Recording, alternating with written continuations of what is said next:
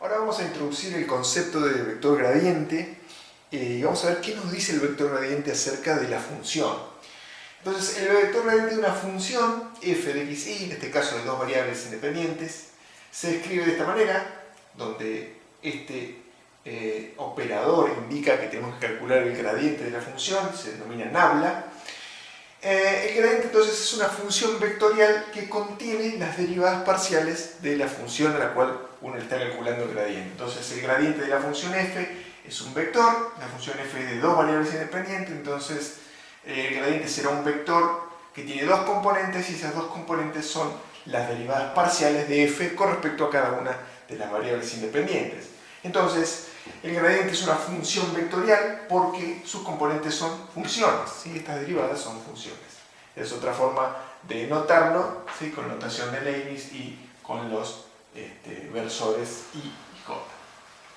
Entonces, nosotros habíamos dicho que la derivada direccional la calculábamos de esta manera, o sea, nosotros teníamos un versor arbitrario U de componentes A y B, y teníamos que calcular la derivada de la función f en dirección del versor u. Entonces lo que hacíamos era calcular las derivadas parciales de esta función de dos variables y multiplicarla por cada una de las componentes del versor u, y así habíamos demostrado un teorema que nos decía que se podía realizar este cálculo y no utilizar la definición de derivada. Ahora bien, uno puede escribir o reescribir esta expresión de esta manera, ¿sí? Como un producto escalar. Entonces, un producto escalar donde acá lo que vamos a tener es un vector conteniendo las derivadas parciales y acá tenemos el versor. O sea, si nosotros agarramos este producto escalar, lo resolvemos, tenemos f sub x por a más f sub y por b, y lo que tenemos es esta otra expresión. Entonces, en definitiva, esto es el vector gradiente de la función f y esto es el versor u, que es el versor con el que nosotros calculamos la derivada direccional, o sea, la dirección sobre la cual queríamos calcular la derivada. Entonces, una nueva forma de expresar la derivada direccional sería esta, desde esta forma de producto escalar, como el producto escalar entre el gradiente de la función y el versor sobre el cual queremos calcular la derivada direccional. Esa es una nueva definición de derivada direccional. Entonces, es interesante esto. La derivada direccional será entonces una proyección escalar, ¿sí?, de el vector gradiente sobre el versor u. Recuerden que nosotros por definición de producto escalar, esto se vio en el curso previo de álgebra, esto nos daba un número, por supuesto, el producto escalar da un número, y también además de hacerlo componente a componente, uno tenía la posibilidad de resolver el módulo de este vector por el módulo de este vector por el coseno del ángulo formado entre ellos, y eso representaba una proyección escalar de el primer vector sobre el segundo vector. Bien, entonces, esta nueva forma de calcular la derivada direccional en esencia es lo mismo. Uno o hace una fórmula o utiliza el producto escalar. Entonces, vamos a resolver un ejemplo. Tenemos esta función z igual a x cuadrado por y cubo menos 4i, y se encuentra la derivada direccional de z en el punto 2 menos 1 en la dirección del vector w igual 2, 5, ¿sí? 2 en i, 5 en j. Entonces, podemos sacar el vector gradiente, sacamos el vector gradiente en el punto 2 menos 1, el vector gradiente era el vector de derivadas, o sea, tenemos la derivada con respecto a x y la derivada con respecto a y, eso nos va a armar el vector gradiente, y entonces esta es la derivada con respecto a x, tenemos 2x por y al cubo, y menos 4y se hace 0 con respecto a x, la derivada con respecto a y será 3, ¿sí?, por x cuadrado por y cuadrado, que tenemos un exponente, menos 4. Entonces, ese es el vector gradiente, pero el vector gradiente es un vector que tiene funciones, nosotros lo queremos calcular en un punto, ¿sí? Entonces, en ese punto 2 menos 1, uno lo evalúa y obtiene el vector gradiente, que es menos 4, 8. Por su parte, tenemos la dirección dada por este vector, o sea, esto no es un versor, sino que es un vector, entonces yo debo convertirlo a versor para poder calcular la derivada direccional, y entonces un versor será ese vector dividido su propio módulo. Entonces tenemos su propio módulo y lo que hacemos es, tenemos un versor de la misma dirección que el vector w. Entonces 2, 5 era el vector, el módulo es raíz de 2 al cuadrado más 5 al cuadrado, y uno puede reescribirlo de esta manera, ¿sí? Digamos, es una forma con raíces medio complicada, pero no importa. Entonces la derivada direccional en el punto 2, 1 será el gradiente evaluado en el punto 2 menos 1, sí, 2 menos 1, perdón, escalar el versor cuya dirección nosotros queremos calcular. Entonces en definitiva es menos 4, 8, que habíamos calculado, escalar este versor, que lo obtuvimos a partir de dividir el vector de dirección que nos daban por su propio módulo. Entonces uno hace la cuenta y en definitiva el resultado de la derivada direccional es 32 sobre raíz de 29. Bien, entonces esto es un número, ¿sí? Era una pendiente, ¿sí? Una pendiente de una recta tangente. Entonces si uno observa qué es lo que sucede en el dominio de la función, esta es nuestra función, este es el dominio de la función, lo que tenemos es el vector cuya dirección nos dan, ¿sí? Y el vector gradiente está apuntando en otra dirección. Este vector tendrá un versor asociado, que es este u que nosotros lo obtuvimos, tiene la misma dirección, lo único que tendrá el módulo 1, entonces uno puede graficar el vector y el versor. Ahora vamos a ver algo acerca de qué nos dice el vector gradiente con respecto a la función. Fíjense que acá está graficado, por supuesto, en el dominio de la función, o sea, en el plano xy, que es el dominio. Nosotros tenemos solamente curvas de nivel de la función y lo que tenemos es solamente el plano del dominio, no la superficie. Entonces, si nosotros tenemos una función de dos variables independientes, bueno, el vector gradiente va a ser un vector de dos componentes, un vector en el plano. Entonces el vector gradiente siempre se grafica en el dominio de la función, no en el espacio al cual pertenece la función. O sea, esta z, función de x, función de y, uno la grafica como una superficie en el espacio tridimensional, pero claro, cuando uno quiere sacar las derivadas para calcular el gradiente, solamente podemos derivarlo con respecto a las dos variables independientes. Entonces lo que tenemos es un vector de dos variables. Entonces el vector gradiente siempre se grafica en el plano correspondiente al dominio de la función. Bien, entonces vamos a ver qué implica el vector gradiente en cuanto o en relación con las derivadas direccionales. Entonces nosotros decíamos que dada una superficie tenemos un punto y tenemos un plano tangente, ese punto P, y entonces ese plano tangente contenía todas las posibles rectas tangentes a la superficie de ese punto, lo hemos dicho varias veces. Las pendientes de esas rectas tangentes eran las derivadas direccionales, o sea, uno podía orientar el versor, entonces obtenía una u otra recta tangente. Dos casos particulares era cuando teníamos el versor 1, 0 o el versor 0, 1, que correspondía a las derivadas parciales con respecto a x, con respecto a y, pero eran dos casos particulares de las infinitas posibilidades que uno tenía para trazar rectas tangentes a una superficie en un punto, todas contenidas en el plano tangente. Ahora bien, las derivadas nosotros sabemos que son tasas de variación, ¿sí? O sea, son razones de cambio de una función. Entonces, dependiendo de cuán empinada esté la derivada, esté la recta tangente, bueno, mayor o menor será la pendiente de esa recta tangente, entonces mayor o menor será la tasa de crecimiento de la función. Entonces, ¿cómo se interpreta esto en tres dimensiones? Nosotros tenemos una recta T1, una recta T2 e infinitas otras rectas más que tienen distinta pendiente. Entonces, en cierta dirección, la función varía de una forma o varía de otra. O sea, por supuesto, eso no tiene por qué ser igual, van a dar todos distintos. Uno apunta en una dirección y la recta tangente o la pendiente de la recta tangente nos dice cómo varía la función, cómo va cambiando cuando nos estamos avanzando en la dirección esa indicada de la recta tangente. Ahora, nos interesaría saber cuál es la dirección en que la función cambia más rápidamente, o sea, ¿cuál de esas rectas tangentes tiene una pendiente máxima? O sea, la mayor pendiente posible. De las infinitas, bueno, habrá una que tendrá la mayor pendiente posible, que esté más empinada y nos indicará el máximo crecimiento de la función dada por esta superficie que tenemos acá celestita.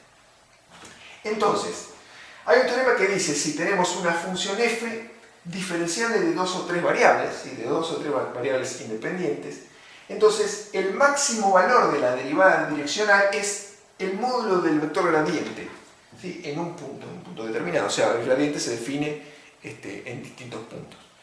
o sea, en todos los puntos del dominio, en definitiva. Entonces, el teorema nos dice que si tenemos una función diferenciable de dos o tres variables, el máximo valor de la derivada direccional será el módulo del vector gradiente, o sea, la máxima tasa de crecimiento. Las derivadas direccionales, recuerden, eran las pendientes de todas estas rectas que yo pudiera tener, de las infinitas que yo tengo, el máximo, o sea, la máxima pendiente está dada por el módulo del vector gradiente, y la dirección será cuando u tenga la misma dirección que el vector gradiente. Entonces, si uno calcula el vector gradiente, lo que tiene es, puede directamente calcular el valor de la máxima derivada direccional posible y el valor de su dirección, digamos, porque uno puede calcular un versor, ¿sí?, correspondiente al vector gradiente. Entonces, ¿cómo probamos eso? Bueno, la derivada direccional, como dijimos, podíamos expresarlo de esta manera, como un producto escalar entre el vector gradiente y el versor u. Entonces, en definitiva, lo que habíamos conversado hace un ratito, uno tenía dos alternativas para expresar el producto escalar, eran dos fórmulas distintas que se veía en el curso previo de álgebra. Entonces uno podía expresarlo así, lo resolvía componente a componente, esto termina dando un número, por supuesto, es una pendiente, es una derivada, así que va a terminar dando un número. O podía resolver esta situación que está acá, pensada como proyección escalar. Entonces, el módulo de un vector por el módulo del otro por el coseno del ángulo θ que forman entre ellos dos. Ahora bien, el módulo de u es 1 porque es un versor. Entonces, uno tiene esta situación. Entonces, ¿cuál será? ¿Dónde tomará esto un valor máximo? Bueno, el gradiente es el gradiente, en definitiva uno calcula las derivadas de la función, depende de la función, calcula las derivadas, evalúa en el punto, o sea que esto no lo puedo cambiar. Lo que puedo cambiar es esta proyección. Entonces, ¿cuándo este término que está acá tomará un valor máximo? Bueno, cuando coseno de θ sea 1, porque el valor máximo que puede tomar coseno de θ es 1. Y eso se da cuando θ vale 0. Entonces, si θ vale 0, ¿qué quiere decir? Que, recuerden, este θ era el ángulo entre estos dos vectores. Si θ vale 0, quiere decir que el gradiente está en la misma dirección que el versor u. O sea, para que esto tome un máximo valor, coseno de θ tiene que ser 1. Eso se da cuando θ vale 0. Por lo tanto, el máximo se da cuando u tiene la misma dirección que el vector gradiente. Entonces, eso lo demuestra. Bien. El máximo, por supuesto, el máximo valor será el módulo del gradiente, porque será cuando esto vale 1. Ahora bien, ¿qué pasa? El coseno puede variar entre menos 1 y 1. Entonces, si el coseno de θ vale 0, entonces la derivada direccional valdrá 0. ¿Eso qué implica? Bueno, que en esa dirección que elegimos no hay crecimiento, el crecimiento es 0, la tasa de variación, que es la derivada, da 0, entonces la función no crece. Entonces, ¿eso cuándo sucede? Bueno, coseno de θ, ¿cuándo vale 0? Cuando θ vale pi sobre 2. ¿Sí? Pi sobre 2. Entonces, cuando θ vale pi sobre 2, la función no tiene crecimiento. Entonces, la dirección del vector es la misma dirección, una dirección tangente a una curva de nivel. La curva de nivel, recuerden que la función no cambiaba en la curva de nivel. ¿Sí?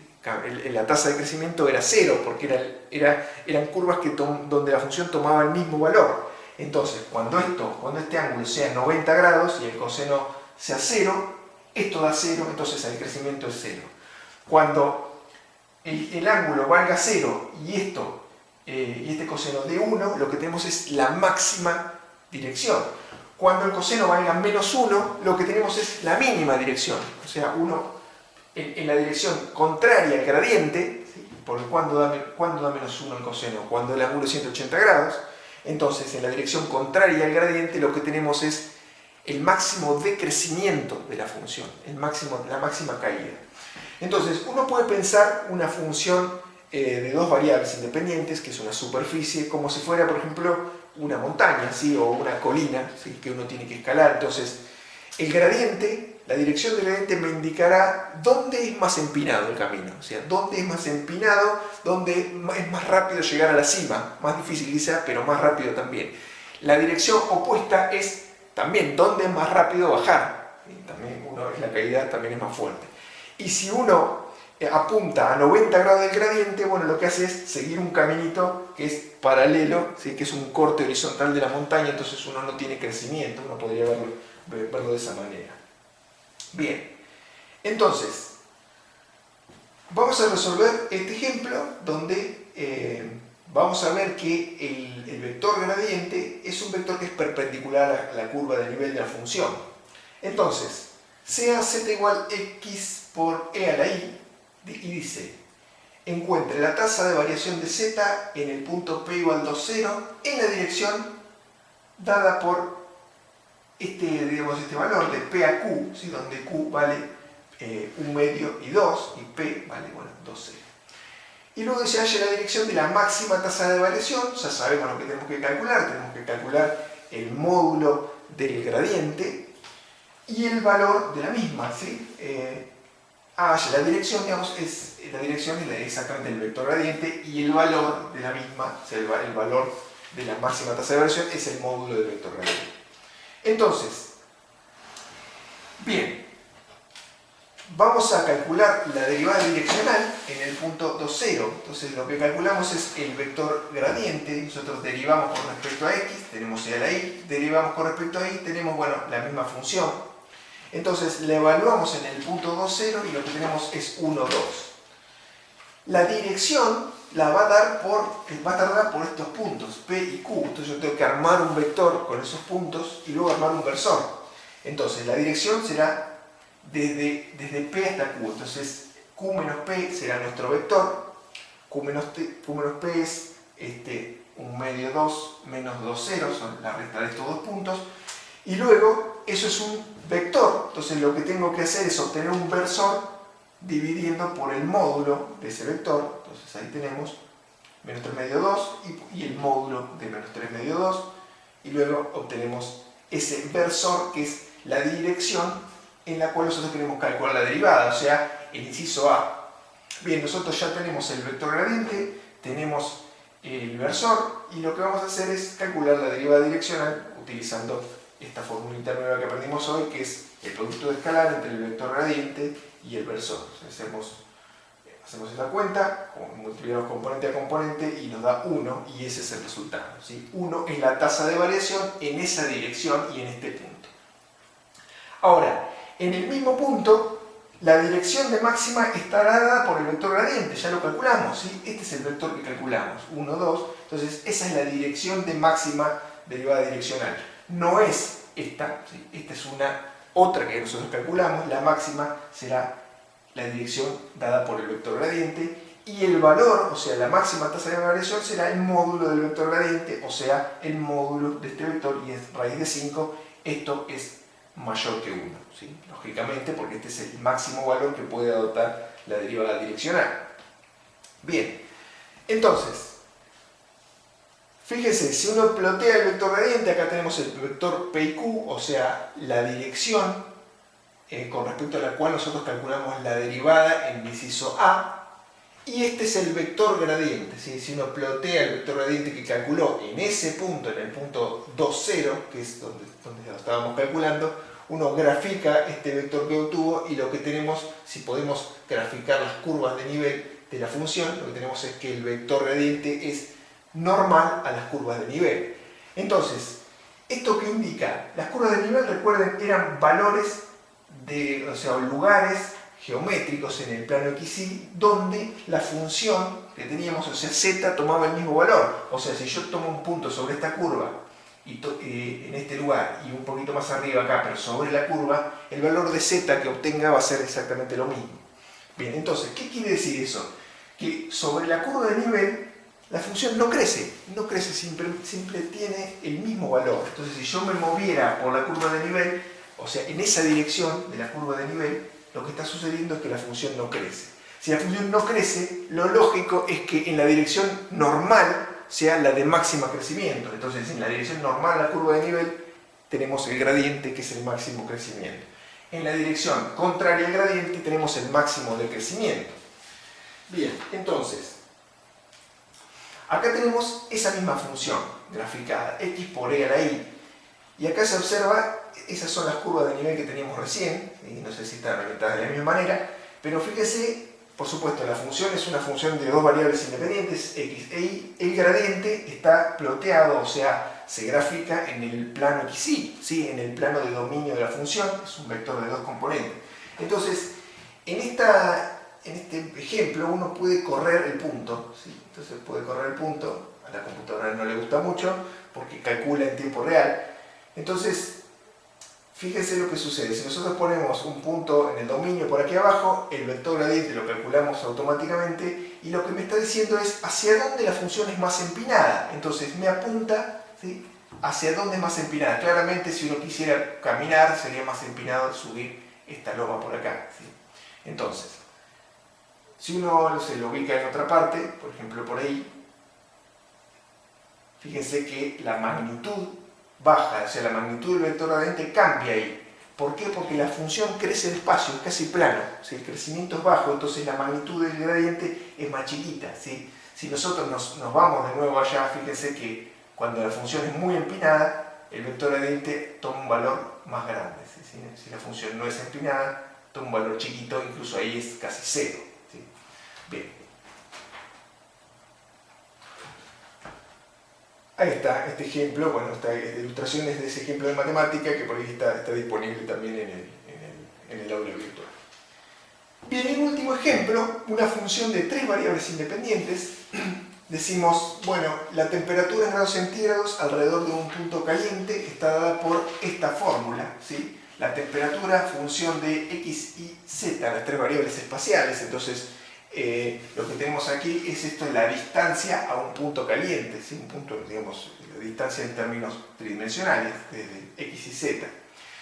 X y z se miden en metros, dice, en el punto 1, 1 menos 2, halle la dirección en la que la temperatura se incrementa más rápido y la magnitud de ese incremento.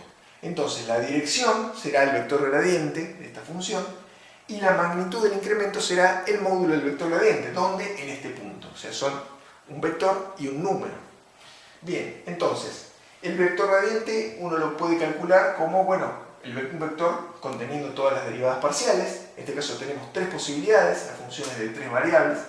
Entonces, uno, bueno, calcula, eso es algo muy fácil de hacer, calcula las tres derivadas parciales con respecto a x, con respecto a y, con respecto a z, y evalúa en el punto 1, menos 1, 2. Entonces, el gradiente evaluado en el punto 1, menos 1, 2 nos da este vector y esa es la dirección de máximo aumento de la temperatura, la dirección sobre la cual la temperatura aumenta más, digamos, ¿sí?